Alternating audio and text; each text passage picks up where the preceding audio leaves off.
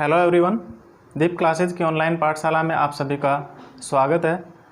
मित्रों, हमारा जो टॉपिक चल रहा था सेलें या चट्टानें, उसमें हमने पिछली क्लास में आयरन के सेलों के वर्गीकरण के बारे में चर्चा कर रहे थे, प्रमुख वर्गीकरण में, जिसमें हम आग्नेय चट्टानों के बारे में चर्चा कर चुके हैं। और उसके बाद में हमारा जो सेकंड वर्गीकरण चल रहा था अवसादी चट्टानें, ठीक है, अवसादी चट्टानों के बारे में चर्चा कर रहे थे। टॉपिक है हमारा सेल, ठीक है, ये चट्टानें।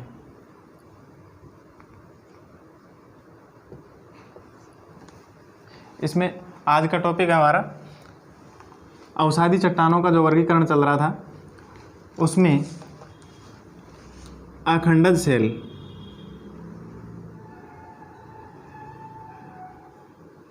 अखंडज सेल, ठीक है। निर्माण क्रिया में भाग लेने वाले अवसादों के आधार पर हमने दो प्रकार से वर्गीकरण किया था अवसादी सेलों का, जिसमें पहला खंडज सेल और दूसरा अखंडज सेल, ठीक है। अभी इस अखंडज सेल को भी, ठीक है, ऐसा अखंडज सेल के भी दो सब डिवीज़न किए गए थे, जो कि कल हमने उनके बारे में दो प्रकारों के बारे में चर्चा की थी। कौन कौन से हैं? पहला है जैविक या कार्बनिक तत्वों द्वारा निर्मित, जैविक या कार्बनिक, जैविक या कार्बनिक तत्वों द्वारा निर्मित, तत्वों द्वारा निर्मित आग्नेय चट्टानें, ठीक है। दूसरी थी जैविक या कार्बनिक चट्टानों तत्वों के द्वारा निर्मित सेलों के बाद में दूसरा इसे बांटा गया था रासायनिक पदार्थों द्वारा निर्मित सेल, ठीक है।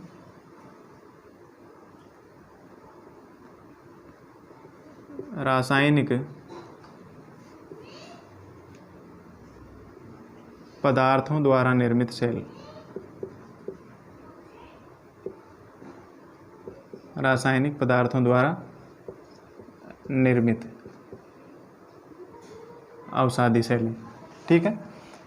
सबसे पहले जैविक या कार्बनिक तत्वों द्वारा निर्मित चट्टानें। इस प्रकार की चट्टानों का निर्माण वनस्पतियों तथा जंतुओं के अवशेषों के क्षेत्र विशेष में जमा होने के कारण होता है, ठीक है। वापस रिपीट करता हूँ, जैविक या कार्बनिक तत्वों का निर्माण वनस्पतियों एवं जंतुओं के अवशेषों के, ठीक है, वनस्पतियों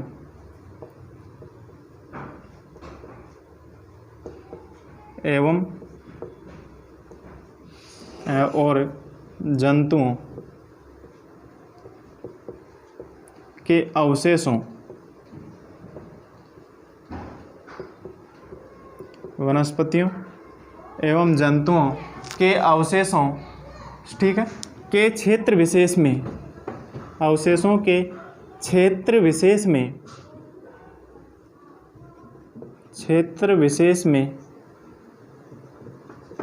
क्षेत्र विशेष में जमा होने के कारण, ठीक है, क्षेत्र विशेष में जमा होने के कारण,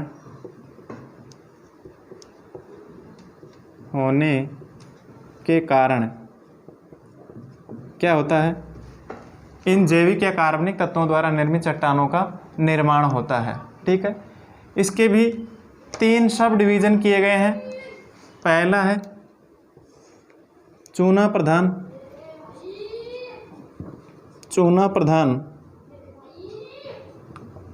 ठीक है, चूना प्रधान सेलें, ठीक है। उसके बाद में आती है कार्बन प्रधान सेलें। इसके तीन सब डिवीजन किए गए हैं। चूना प्रधान सेलें, दूसरी है कार्बन प्रधान सेलें, और तीसरी है सिलिका प्रधान, ठीक है, सिलिका प्रधान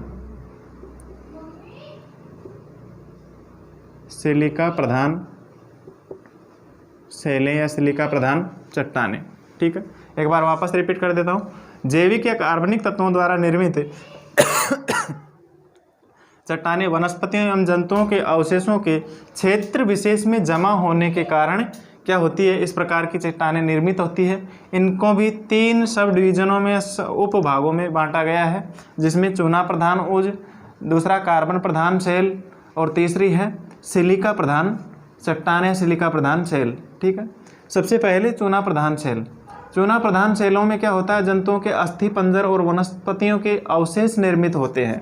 ठीक है, चूना प्रधान शैल में जंतुओं के अस्थि पंजर तथा वनस्पतियों के अवशेष निर्मित होते हैं। ठीक है, इसमें चूने की प्रधानता पाई जाती है, जैसे खड़िया मिट्टी और चूना पत्थर। ठीक है, खड़िया मिट्टी और चूना पत्थर जैसे तत्वों की प्रधानता पाई जाती है चूना प्रधान शैलों में।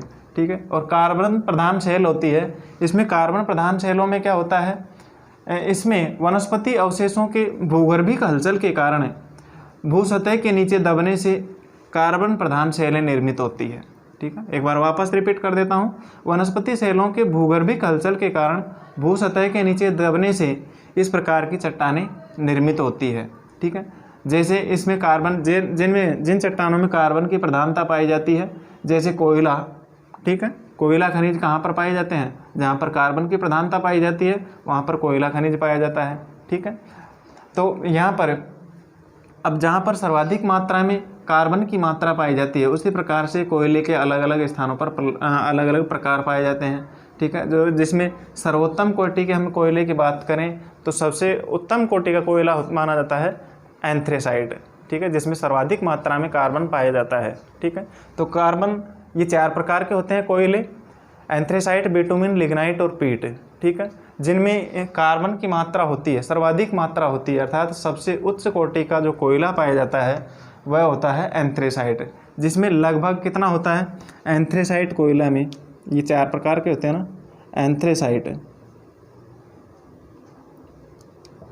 एंथ्रेसाइट। ठीक है, जिसमें कार्बन का अंश लगभग कितना पाया जाता है, कार्बन की मात्रा 90% तक पाई जाती है। ठीक है, जो कि सर्वोत्तम कोटि का कोयला माना जाता है। ठीक है, उसके बाद में आता है दूसरे नंबर पर बिटुमिन। ठीक है, बिटुमिन कोयला, इसमें कार्बन की मात्रा लगभग कितनी पाई जाती है, 70% तक पाई जाती है। ठीक है, फिर आता है नंबर 3 पर लिग्नाइट कोयला, इसमें 45% तक क्या होती है, कार्बन की मात्रा पाई जाती है लिग्नाइट कोयले में। ठीक है, और पीट कोयला क्या होता है, जो कि साधारण कोयले के रूप में होता है, इसमें 45% से कम। ठीक है, 45% से कम कार्बन की मात्रा पाई जाती है। ठीक है, पीट कोयले में। तो इस प्रकार से कार्बन प्रधान शैलें क्या कहलाती है, जिसमें कार्बन का अंश सर्वाधिक मात्रा में पाया जाता है, वह शैलें कार्बन प्रधान शैलें कहलाती है। और ये कहाँ पर होती है, भूगर्भिक अवशेषों में, या वनस्पति के जो अवशेषों के भूगर्भिक हलचल के कारण भूसतह के नीचे दब जाती है, उस प्रकार से निर्मित शैलें वो कार्बन प्रधान शैलें कहलाती है, जिनमें कार्बन की मात्रा अधिक पाई जाती है, अर्थात कोयला जहाँ पर पाया जाता है वहाँ पर ये कार्बन प्रधान शैलें होती है। ठीक है, उसके बाद में अगला है सिलिका प्रधान। ठीक है, सिलिका प्रधान चट्टान या सिलिका प्रधान शैलें, जिसमें प्रारंभिक जीव रेडियोलेरियंस, सिलिका प्रधान ऊज या सिलिका प्रधान शैलें, जिसमें क्या है, प्रारंभिक जीव जो कि रेडियोलेरियंस है, स्पंज है तथा डाइटम है, इन आदि के अवशेषों से क्या हुई है, ये सिलिका प्रधान ऊज निर्मित हुई है या सिलिका प्रधान चट्टानें निर्मित हुई है।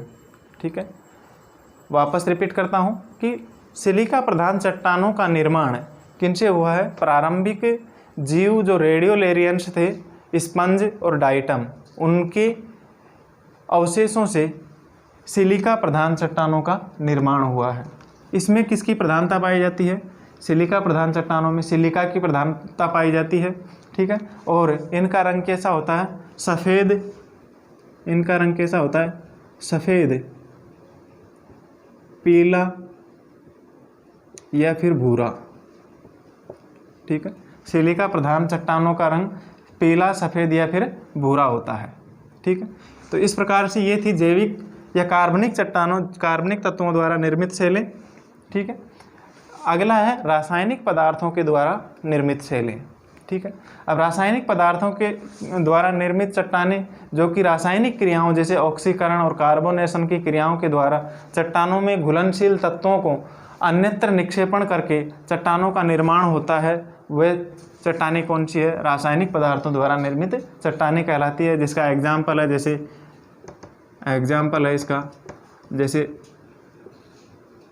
नमक, जिप्सम, ठीक है, नमक और जिप्सम, ठीक है, जो कि क्या है, ऑक्सीकरण एवं कार्बोनेशन की क्रियाओं के द्वारा, ऑक्सीकरण और कार्बोनेशन जैसी रासायनिक क्रियाओं के द्वारा चट्टानों के घुलनशील तत्वों को क्या करती है, किसी दूसरे स्थान पर निक्षेपण से चट्टानों का निर्माण कर देती है, ठीक है, दूसरे स्थान पर जमाव करके इन चट्टानों का निर्माण कर देती है, ठीक है।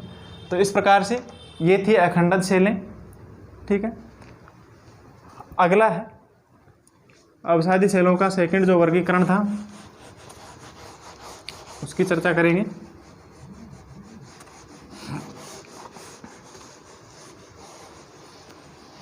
निर्माण क्रिया में संपादित होने वाले साधनों के आधार पर। दूसरा वर्गीकरण, निर्माण क्रिया को संपादित करने वाले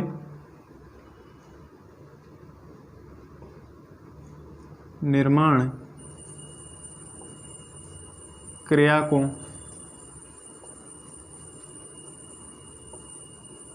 संपादित करने वाले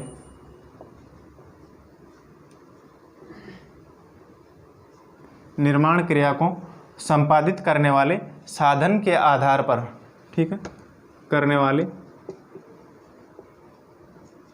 साधन के आधार पर, ठीक।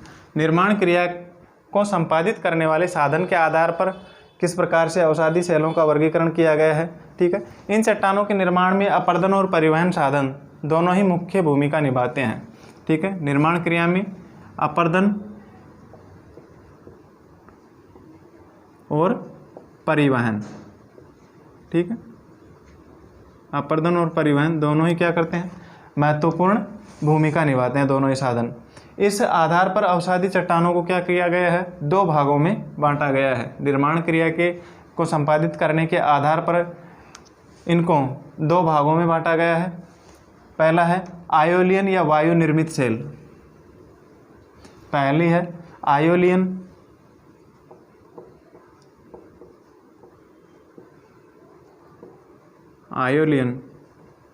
या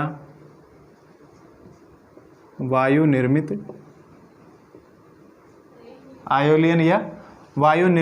सेल, ठीक है। पहली है आयोलियन या वायु निर्मित सेल, और दूसरी है कौन सी, जल निर्मित या एक्वेवियस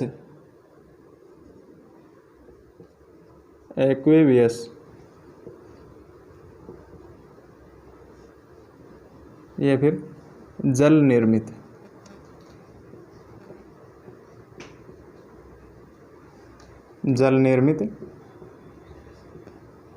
सेल, ठीक है।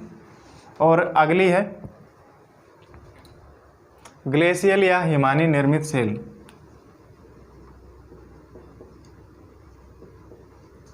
ग्लेशियल या फिर हिमानी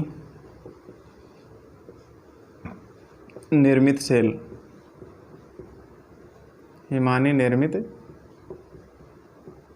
सेल, ठीक है। इसके आधार पर तीन भागों में विभाजित किया गया है। पहला आयोलियन या वायु निर्मित सेल, ठीक है। आयोलियन या वायु निर्मित सेल का निर्माण मुख्य रूप से किस में होता है, रेगिस्तानी भागों में होता है, ठीक है। इसका निर्माण मुख्य रूप से किस में होता है, रेगिस्तानी भागों में, ठीक है, रेगिस्तानी भागों में होता है। किसका, आयोलियन या वायु निर्मित सेलों का निर्माण रेगिस्तानी भागों में होता है मुख्यतः, जैसे कि इसका एग्जाम्पल है चीन का लोयस पठार। चीन का लोयस पठार, चीन का लोयस पठार किसका उदाहरण है, आयोलियन या वायु निर्मित सेलों का ही उदाहरण है, ठीक है। दूसरा है एक्वेवियस या जल निर्मित सेलें। इस प्रकार की सेलें जल स्रोतों के किनारे निर्मित होती है। इस प्रकार की सेलें जल स्रोतों के किनारे निर्मित होती है। ठीक है, जल स्रोतों के किनारे निर्मित होती है। इन्हें एक्वेवियस या जल निर्मित शैलों को क्या आर्जिलाइसियर्स चट्टान भी कहा जाता है। आर्जिलाइसियर्स,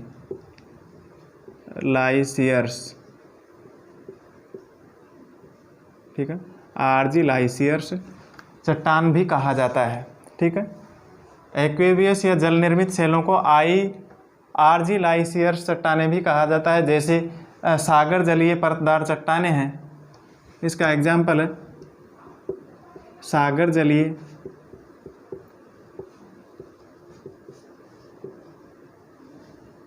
परतदार चट्टान,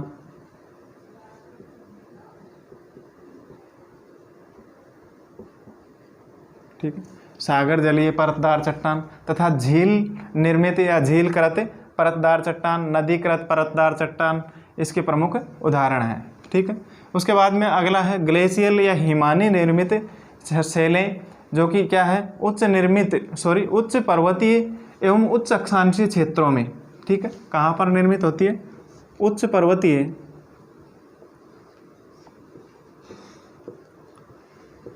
पर्वतीय एवं उच्च अक्षांशीय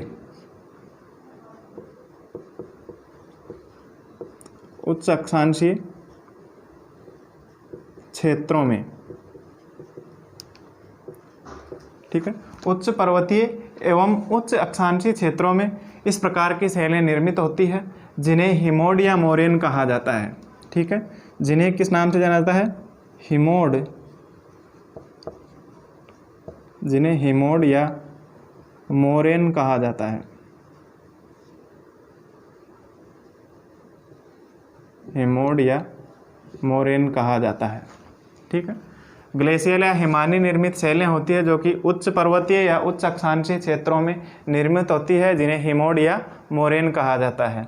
ठीक है, इसके बाद में इन चट्टानों का जो आर्थिक महत्व है, अवसादी चट्टानों का आर्थिक महत्व है, वह क्या है? इससे पहले इन खनिज कणों के जो आकार एवं कोटि निर्धारण के लिए जो यंत्र, जो मापक काम में लिया जाता है, उसे किस नाम से जाना जाता है? एक होता है वेंटवर्थ स्केल।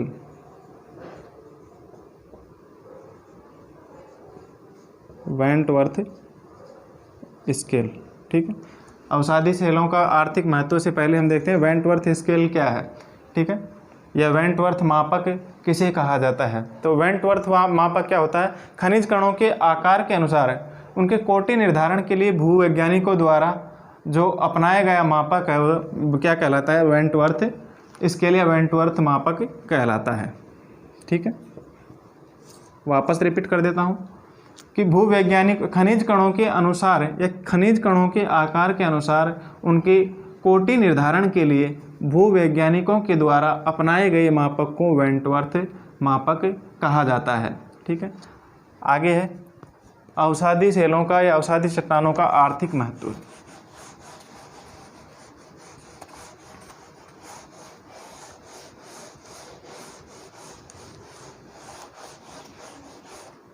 देखिए, अवसादी शैलों का आर्थिक महत्व।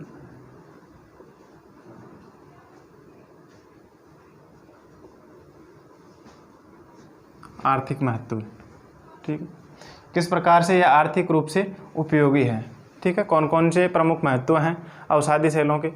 ये अवसादी चट्टानें क्या है? खनिजों की दृष्टि से बहुत ही महत्वपूर्ण है। इनमें आर्थिक महत्व वाले खनिज इन चट्टानों में क्या है? आग्नेय चट्टानों की अपेक्षा कम पाए जाते हैं। ठीक है, अवसादी चट्टानों में आर्थिक महत्व वाले खनिज या महंगे खनिज आग्नेय चट्टानों की अपेक्षा यहाँ पर क्या होते हैं? कम पाए जाते हैं। ठीक है, आग्नेय चट्टानों में सर्वाधिक महंगे खनिज पाए जाते हैं तथा आर्थिक दृष्टि से वे सर्वाधिक महत्वपूर्ण होते हैं। ठीक है, परंतु यहाँ पर लौह अयस्क, फास्फेट, इमारती पत्थर, कोयला, ठीक है, एक बार देखते हैं, लौह अयस्क,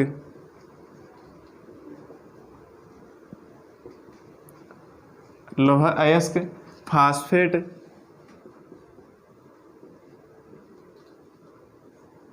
इमारती पत्थर,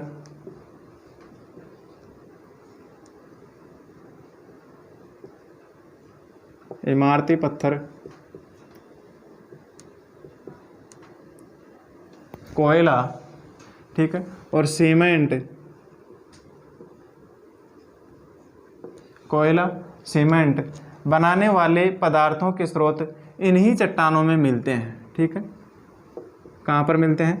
अवसादी चट्टानों में ही मिलते हैं। मुख्यतः लोहा अयस्क, फास्फेट, इमारती पत्थर, कोयला पत्थर, सीमेंट बनाने वाले पदार्थों के जो स्रोत होते हैं वो मुख्यतः अवसादी चट्टानों में ही मिलते हैं। ठीक है, तथा खनिज तेल भी इन्हीं चट्टानों की परतों में मिलता है, खनिज तेल। ठीक है,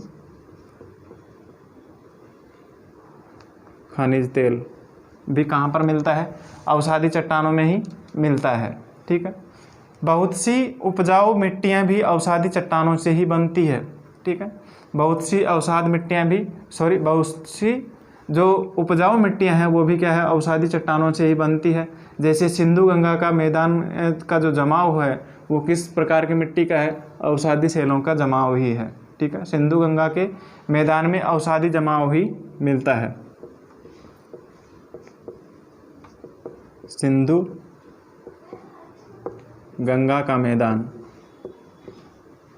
ठीक है, वहाँ पर किस प्रकार की मृदा का जमाव मिलता है? अवसादी जमाव मिलता है। ठीक है, फिर है मध्य भारत के पठार में भी बलुआ पत्थर और सेल तथा चूने की क्या है? चट्टानें मिलती है। इसके अलावा सिंधु गंगा के मैदान के अलावा मध्य भारत में जो पठारी क्षेत्र है वहाँ पर बलुआ पत्थर, सेल, वहाँ पर बलुआ पत्थर, सेल, ठीक है, तथा चूने की चट्टानें मिलती है। चूने की चट्टानें मिलती है। ठीक, चूने की चट्टानें मिलती है। ठीक है, इनके अलावा, ठीक है, इनके अलावा आगे है दामोदर नदी बेसिन। दामोदर नदी बेसिन, महानदी बेसिन, ठीक है, महानदी बेसिन। ठीक है, दामोदर नदी बेसिन, महानदी बेसिन में कोयला, ठीक है, इनमें कोयला, भारत में दामोदर नदी बेसिन, महानदी बेसिन में कोयला तथा अन्य नदी घाटियों में तेल के भंडार भी इन्हीं चट्टानों में मिलते हैं। ठीक है, कौन सी में? अवसादी चट्टानों में ही मिलते हैं। तो इस प्रकार से यह आर्थिक महत्व की दृष्टि से भी महत्वपूर्ण है, लेकिन अवसादी चट्टानें आग्नेय चट्टान की तुलना में कम महत्वपूर्ण है। आर्थिक दृष्टि से उनकी तुलना में कम महत्वपूर्ण है। ठीक है, वहाँ पर कई प्रकार के बहुमूल्य खनिज भी मिलते हैं। ठीक है, इसके बाद में अगला आता है मित्रों कायांतरित या रूपांतरित चट्टानें। ठीक है, देखिए कायांतरित और रूपांतरित, कायांतरित अथवा रूपांतरित चट्टानें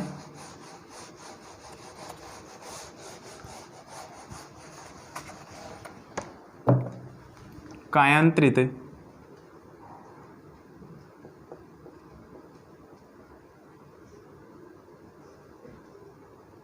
ठीक है, कायांतरित या रूपांतरित शैलें।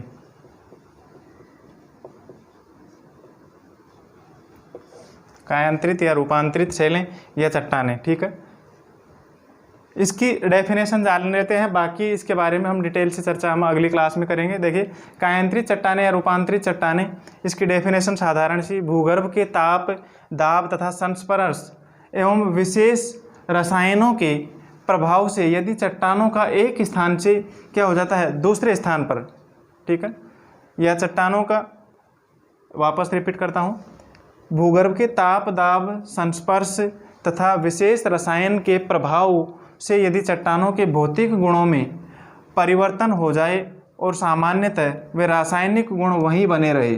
ठीक है, भौतिक गुणों में तो परिवर्तन हो जाए लेकिन रासायनिक गुण यह रासायनिक गुण क्या है, यथास्थान बने रहें, इसे ही चट्टानों का कायांतरण या रूपांतरण कहते हैं। ठीक है, भौतिक इस दृष्टि से तो या भौतिक गुणों के माध्यम से तो एक स्थान से दूसरे स्थान पर क्या हो जाती है, परिवर्तित हो जाती है, लेकिन रासायनिक दृष्टि से उसी स्थान पर बनी रहती है, उसे कायांतरित या रूपांतरित चट्टानें कहा जाता है। ठीक है, इसके बारे में हम डिटेल से अगली क्लास में चर्चा करेंगे एवं यह कायांतरित या रूपांतरित शब्द किस भाषा का है, किस से बना है, इसका शाब्दिक अर्थ क्या है, और पारिभाषिक रूप से हम अगली क्लास में इसे उल्लेखित करेंगे। ठीक है, अगली क्लास में इसके बारे में विस्तार से चर्चा करेंगे। आज की क्लास यहीं पर समाप्त होती है। धन्यवाद मित्रों।